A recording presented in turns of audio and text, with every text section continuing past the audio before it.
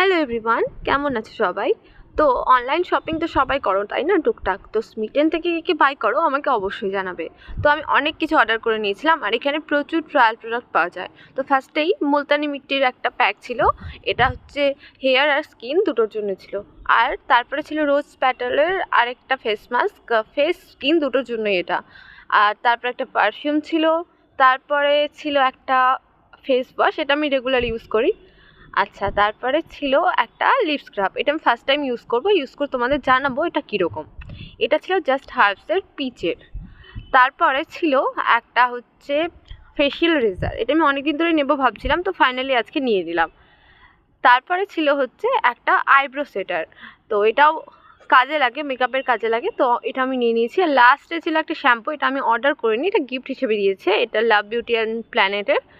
So tata.